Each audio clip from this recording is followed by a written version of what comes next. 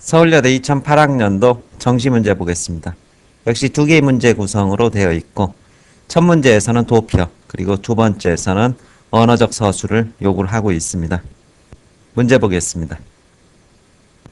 문제 1번에서는 자료와 도표를 참고하여 암 발생 요인 중 어떤 요인이 위암과 유방암의 주요 발병 요인이 될 수 있는지를 설명하고 추론의 근거라고 그랬습니다. 따라서 여기에는 어느 정도의 상식적 그런 지식이 가미가 될 수밖에 없습니다. 추론을 하라고 했기 때문에 평소 이쪽 부분에 대해서 조금이라도 관심이 있었던 학생들이 서술이 유리한 그런 문제가 될 것입니다. 일단 가에서는 암 발병의 요인을 분석하고 있습니다.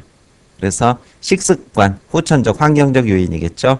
흡연, 이런 것들은 후천적 요인이 될 것이고 그 다음에 유전적 요인이 선천적 요인이 되겠고 이 선천적 요인이라는 것은 흔히 가족력이라고 이렇게 얘기를 합니다.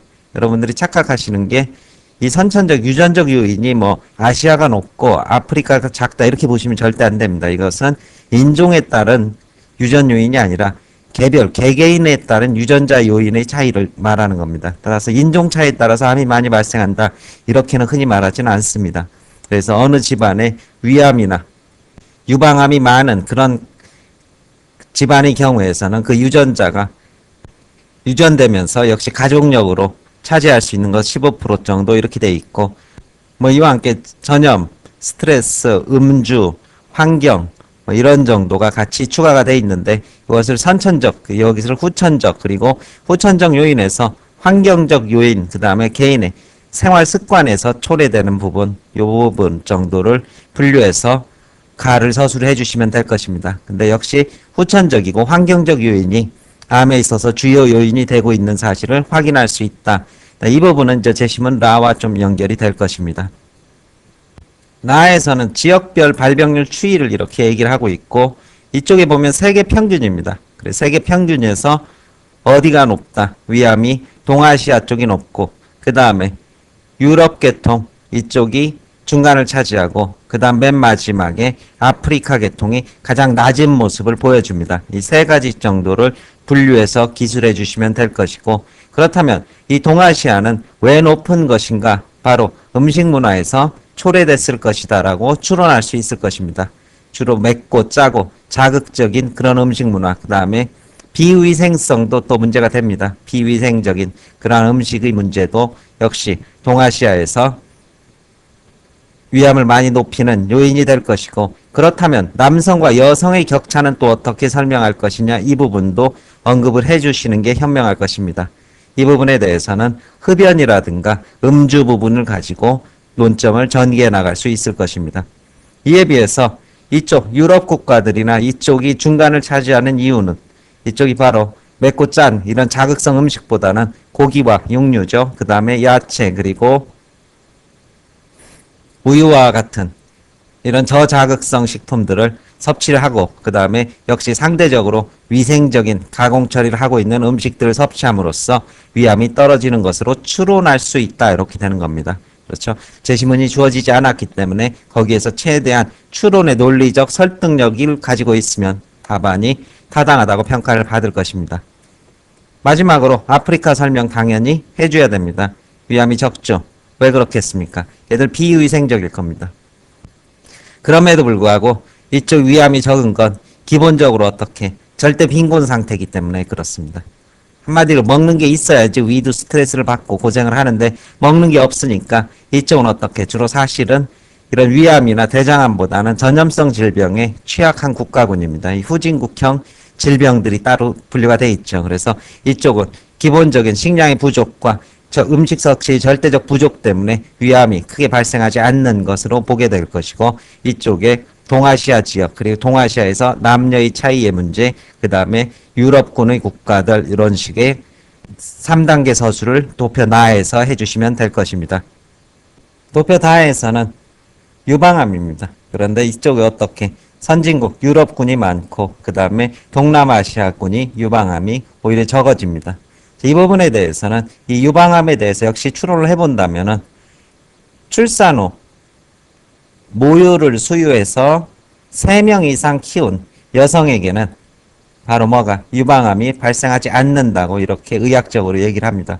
따라서 이쪽은 무슨 문화? 저출산 문화가 유방암에 많은 영향을 주게 될 것입니다. 그리고 출산이 적은 데다 대고 출산한 후에 모유를 수유하지 않고 분유를 수유하는 그러한 그 아이를 양육하는 그러한 문화들이 영향을 줬을 것이고, 여기에 조금 더 알파를 하게 된다면 상대적으로 개방적이고 자유로운 여성에 대한 관습의 규제가 이렇게 많지 않은 국가이기 때문에 흡연이나 이런 것이 상대적으로 더 높은, 여성의 흡연이 상대적으로 높은 요인, 이런 것들이 유방암에 영향을 줄 수 있다라고 추론을 해볼 수 있을 것입니다. 이에 비해서 뭐 중국이나 일본 유교권 국가고 여성에 대해서 전통적인 관습의 규제가 좀 심한 국가들이죠. 여기서 흡연이, 여성의 흡연에 대해서 아무래도 사회적 시선이 곱지 않은 데다 대고, 그 다음에 출산에 있어서 모유를 수유하는 그런 문화가 많이 정착이 되어 있습니다. 그 다음에 출산 자체를 기피하지 않는 이러한 나라들이 바로, 그러니까 출산이 많은 다출산 국가의 경우 유방암이 적게 발생한다, 이런 정도의 추론을 역시 재심은 다에서 해줄 수 있을 것입니다. 자, 마지막으로 재심은 라에서는 일본인, 그 다음에 하와이 이주 일본인 거주 백인들의 위암 및 유방암 발병률 추이, 이것을 보여주고 있습니다. 여기서 보면은 점차 일본 거주 일본인에서 하와이 1세대, 2세대, 그리고 백인으로 갈수록 머는 내려가고 위암은 내려가고 유방암은 올라갑니다. 그래서 따라서 여기서 후천적이고 환경적이고 혹은 사회문화적 요인이 바로 암을 발생시키는 요인이라는 사실을 확인하실 수 있을 것입니다. 그런데 여기서 좀 더 플러스 알파를 해준다면은 이쪽 위암이 점점점 줄어든다는 것은 바로 선천적인 가족력에서 위암의 인자를 가지고 있다 할지라도 환경이나 문화의 변화, 이런 것들을 바꿔주게 된다면 상대적으로 암에 노출될 수 있는 확률이 작아진다. 따라서 환경 문화적 요인의 변수가 다시 달라지게 된다면 이 위암이나 이런 것들을 극복할 수 있는 가능성이 높아지고, 역으로 유방암이 점점 높아지고 있다는 사실은 역시 유전적 요인보다는 무슨 요인이, 환경적 요인이 그것으로 직결될 수 있는 가능성을 더 높여준다, 이런 정도의 무슨 의미서술을 도표라에서 해줄 수 있을 것입니다. 따라서 서울여대 도표의 문제에서 도표가 여러 개 나옵니다. 보통 4개, 심하면 5개. 이 각각의 도표가 갖고 있는 메시지와 의미를 충분히 서술해 주시고, 그리고 아까 말씀드렸듯이 가장 주요한 특징적인 모습, 그래서 아까 위암의 경우에서 가장 많이 발생하는 군, 그 다음 중간국가군, 가장 적게 발생하는 국가군, 이런 정도에 대한 분류 서술을 각 도표별로 찾아서 기술해 주시면 답안이 완성될 수 있을 것입니다. 2번 보겠습니다.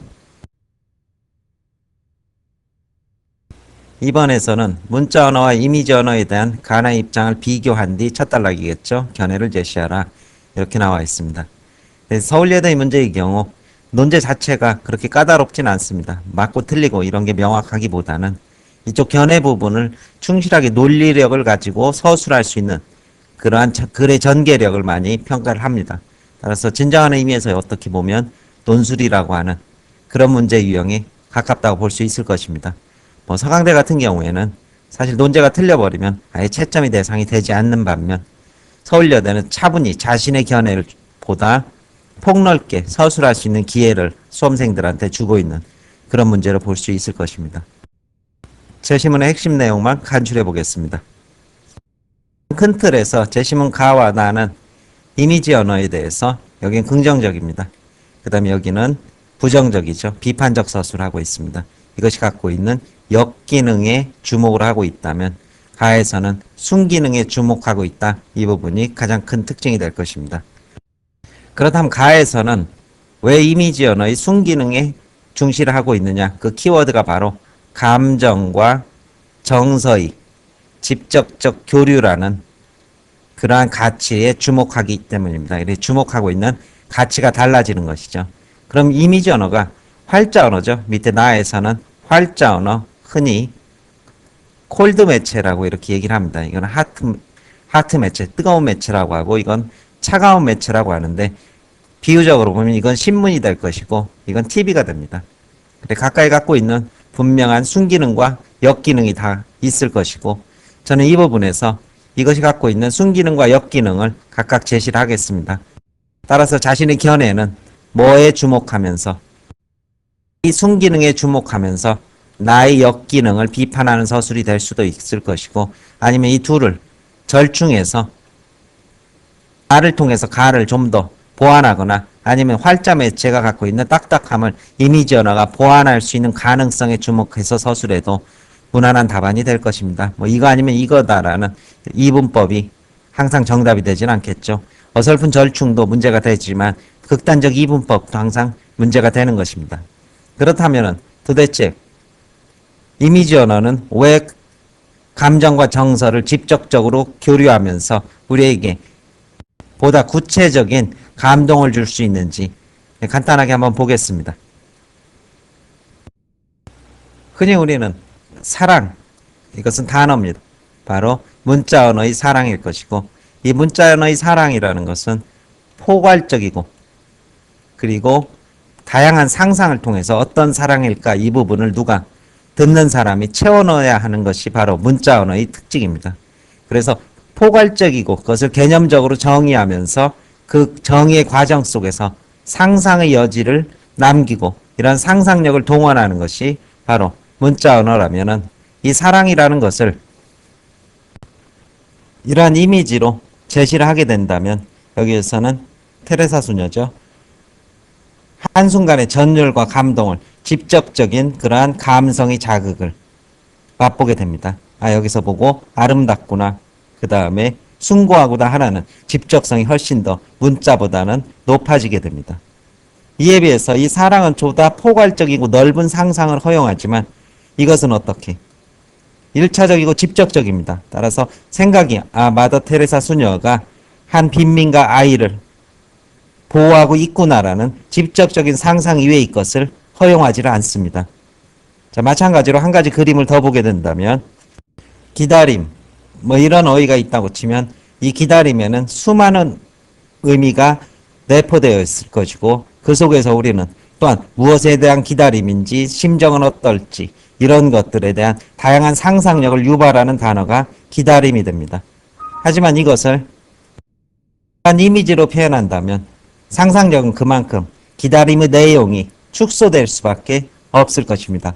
편지를 기다리고 연인의 편지인가 보다 해서 기다림의 영역이 또 줄어들지만, 에서 느껴지는 감정과 정서 그리고 공감의 폭의 공유, 이것은 분명히 문자보다는 훨씬 더 구체적으로 살아서 자신에게 다가오게 될 것입니다.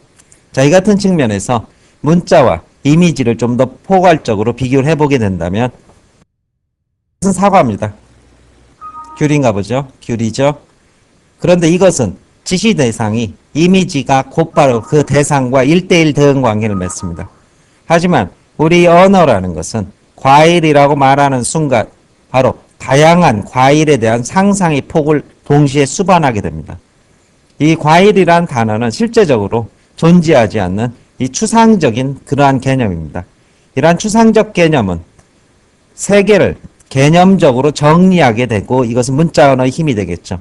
개념적으로 정리를 하면서 그것을 우리에게 보이지 않는 관념의 세계로 이끌어주게 됩니다. 과일이라는 보이지 않는 관념의 세계로 이끌어주고, 이것이 다양한 상상의 세계를 제공할 수 있는 것이 바로 문자의 가장 큰 힘이 됩니다.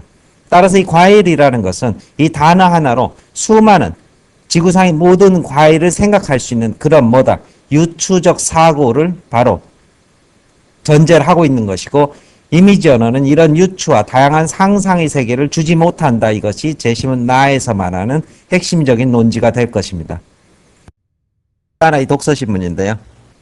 책을 많이 읽자, 그런 내용입니다. 제가 만들어줬고. 그래, 하나의 글에는 끝없는 상상력이다, 이렇게 제목을 달아놨는데, 이 엄마의 사랑이라는 하나의 글은 다양한 상상의 세계로 확산될 수 있습니다. 실하게도 엄마의 사랑이 있을 것이고, 안아주는 포근함에도 사랑이 있고, 심지어 회초리에도 어머니의 사랑이 있습니다. 아주 넓히면은 바다와 같은 포용력으로 또 유추를 해나갈 수도 있습니다. 이것이 바로 글이 갖고 있는 상상과 유추의 힘이 됩니다.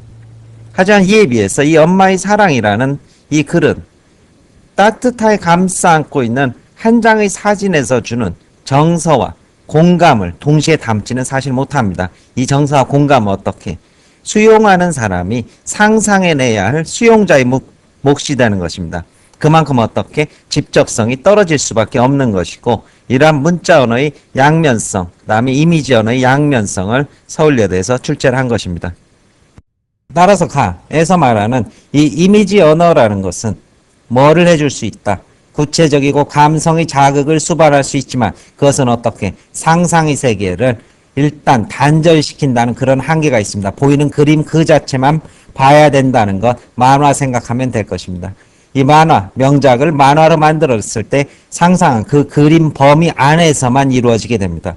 재심은 나는 문자입니다. 이런 문자는 다양한 사고와 상상의 틀을 제공하게 되고, 이 상상의 틀은 또한 유추적 사고를 해낼 수 있는 그러한 사고와 직결이 되지만, 이것은 딱딱하고 직접적인 감성이나 느낌을 어떻게 제시하지 못합니다. 이 감성과 느낌을 누가 그 문자를 읽어가는 독자가 수용하면서 창조하고 만들어내는 그러한 과정이 반드시 수반이 되는 것이고, 그래서 나에서는 이러한 순기능에 주목을 해서 따라서 이런 것들을 만들어내는 과정이 전혀 없는 이미지 언어를 공격을 하고 있는 것이고, 가에서는 이미지 언어가 새로운 감성과 우리 교류와 소통의 수단이다 이렇게 주장을 하고 있는 것입니다. 따라서 수험생 여러분들은 아까 제가 말씀드렸던 예시, 사랑을 예로 들어도 될 것이고, 사랑을 담고 있는 한 폭의 사진을 제시할 수도 있을 것입니다. 그러면서 사랑이라는 하나의 언어적 의미가 얼마나 무한히 확대될 수 있는지 이런 식의 서술을 한다면 재심은 나에 가까울 것이고, 이 사랑이란 말이 얼마나 피상적인가. 하지만 우리는 한 폭의 사진과 이미지를 통해서 그것에 대해 직접적이고 체험적인 그러한 정서의 공감이 한순간에 가능하다는 식으로 서술하면 가에 가까울 것입니다. 이와 함께 이러한 문자 언어를 어떻게 이미지 언어로 보충함으로써 우리는 감성의 전달과 이성의 사고라는 양면성을 동시에 만들어갈 수 있는 두 가지 수단, 그리고 가에서 얻게 되는 이러한 수단적 가치를 무시할 수 없다는 그런 통합적 서술 또한 가능하게 될 것입니다. 이러한 전개에 있어서 학생들이 다양성과 논리적 설득력을 요구하는 서울여대에서 항상 언어 파트에서 요구를 하고 있습니다. 따라서 보다 구체적인 근거나 예시를 가지고 자기 글을 풍부하게 썼는지 이 부분을 항상 염두에 두시고 답안을 작성하시면 될 것입니다. 설명 마칩니다.